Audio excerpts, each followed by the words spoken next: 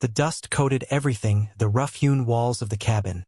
The single blanket spread thin over the cot, the very air she breathed. Elias was gone.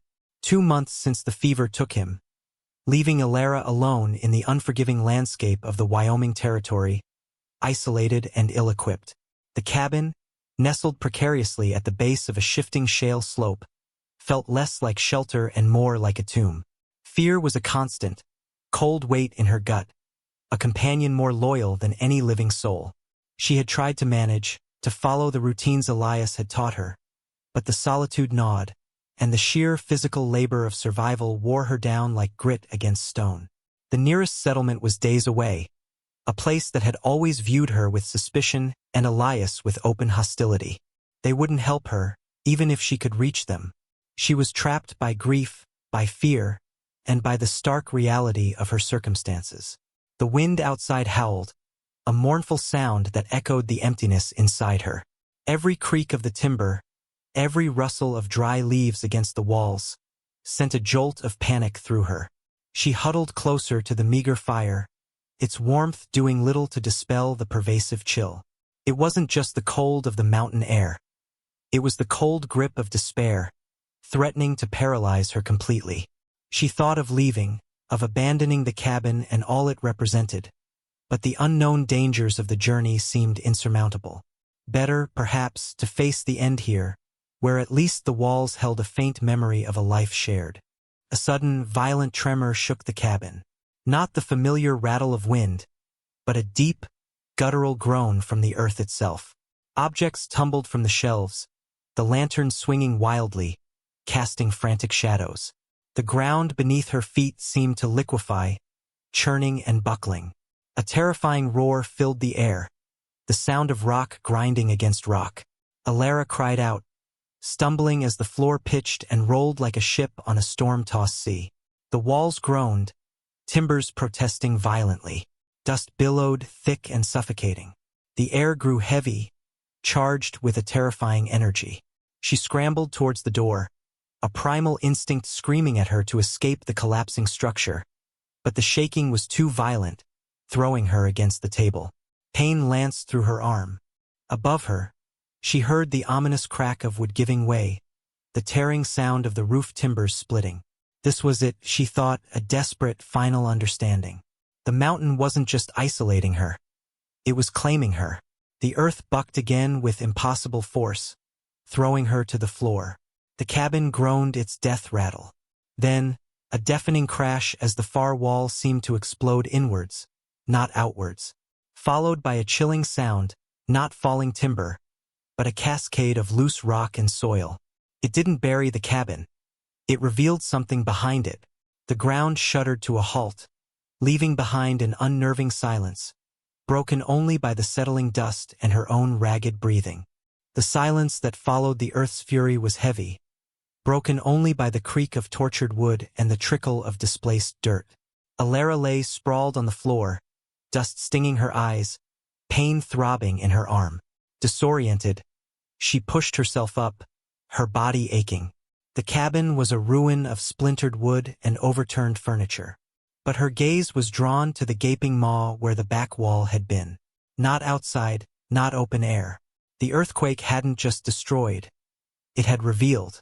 A dark cavity had opened in the shale slope, masked for years by the cabin's structure. A hidden passage, narrow and rough-hewn, leading into the heart of the mountain. And spilling from its entrance, glinting dully in the faint light filtering through the damaged roof, were chunks of rock unlike the shale, riddled with veins of something metallic. Her breath hitched. Elias had spent years prospecting, always secretive, always searching. Had he found something? Something he had kept hidden, perhaps even from her? A figure appeared in the doorway, silhouetted against the pale sky. Tall, lean, moving with the quiet economy of someone who belonged to this wild land. It was Cale, the solitary man who lived miles away, a presence as taciturn and rugged as the mountains themselves. He didn't speak, his dark eyes scanning the destruction, assessing the situation with a calm intensity that was both unnerving and strangely steadying. He stepped inside carefully, avoiding the debris, his gaze finally resting on her. There was no pity in his expression, only a quiet acknowledgement of the catastrophe and her survival. He knelt beside her, his movements deliberate. Without a word, he gently examined her arm. A sharp intake of breath, a grim nod. Not broken, thankfully, but bruised and likely sprained. His touch was rough but careful, practical. He didn't offer false reassurances, just a quiet competence that spoke louder than any words. "You're hurt," he stated, his voice low, gravelly. It wasn't a question. He rose, moving through the wreckage with practiced ease, finding a strip of cloth, an old piece of canvas. He fashioned a makeshift sling, his large hands surprisingly deft as he secured her arm. The physical act of him tending to her, a stranger she barely knew save by reputation, aloof, distant, chipped away at the hard shell of her fear. It was the first human contact she'd had since Elias's death that wasn't steeped in her own grief or the hostility of others. He didn't ask how she was, didn't pry into what she would do now. He simply acted. His presence filled the ruined space with a quiet strength that felt like the first solid ground she'd stood on in months. She watched him, observing the lines of weariness etched around his eyes, the set of his jaw. He wasn't offering comfort in the way she understood it, with gentle words or soft touches. His comfort was in his capability, his unspoken offer of practical help in a world that had just been turned upside down. And in the wake of the quake, the revealed passage, she felt a new kind of fear mingle with the old, the fear of what secrets the mountain held, and what Elias might have been hiding. Cale turned back to the opening in the wall, his gaze fixed on the glittering rock. A muscle twitched in his jaw. "What is this?" he asked, his voice flat, devoid of curiosity, yet laced with an undercurrent she couldn't place. It was a question that hung heavy in the dust-filled air, demanding an answer she didn't have, yet somehow, inexplicably, felt tied to. Cale moved towards the opening, his boot crunching on the fallen shale.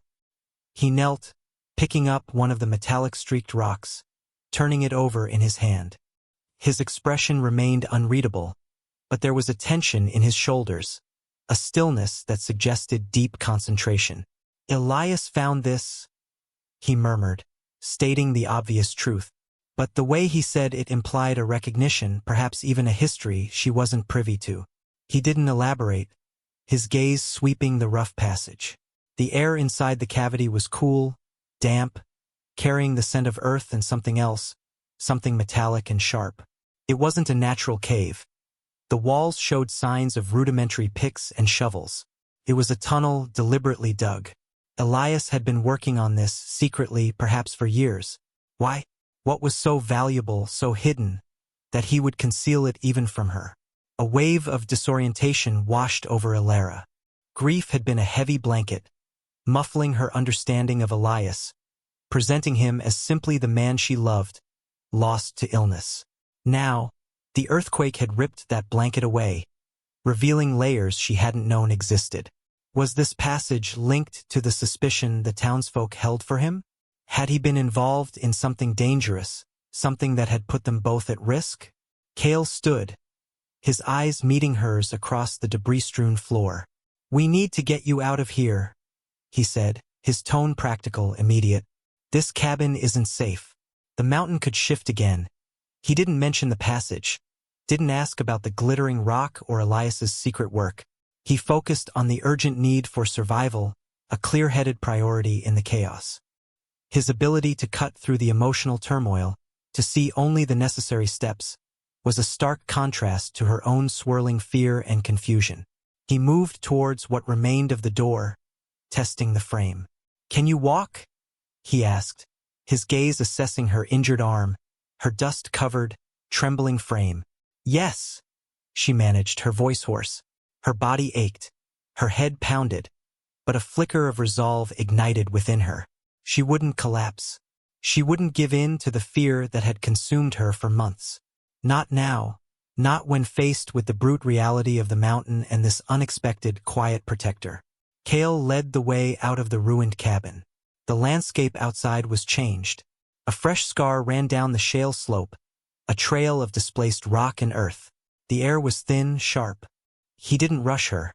adjusting his pace to hers, his presence a solid anchor beside her. He didn't offer a hand, but walked close enough that she felt the warmth of his body, a silent reassurance.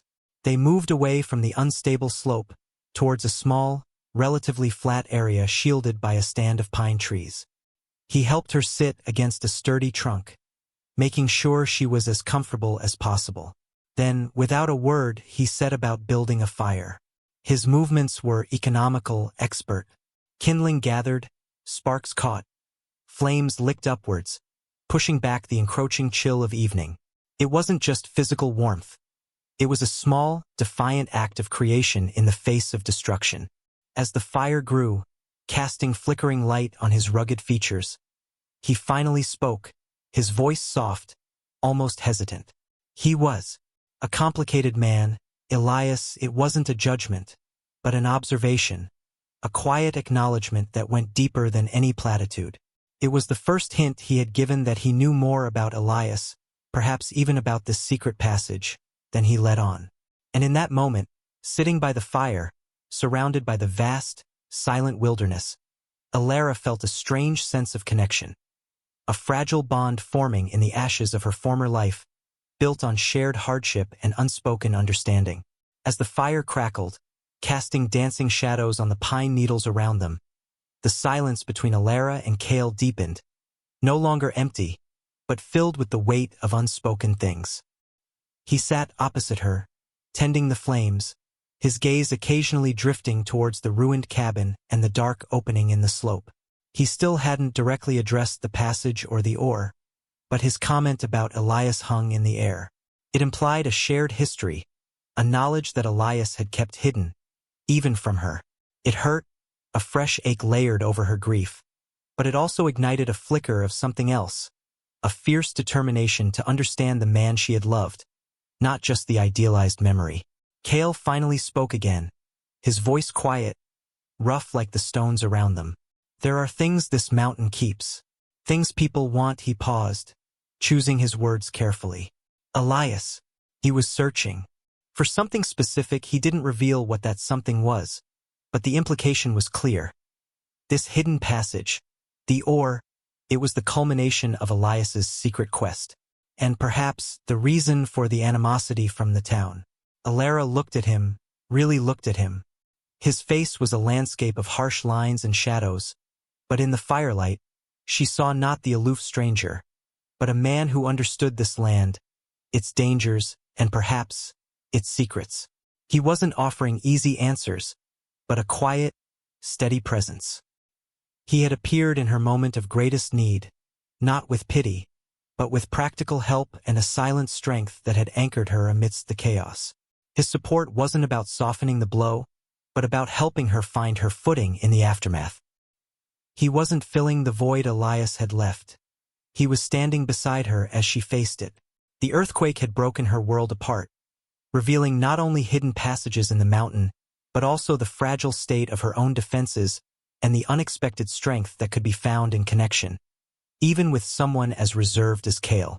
It was a brutal lesson, delivered with the earth's violence, but it had stripped away the illusion of her self-sufficient grief.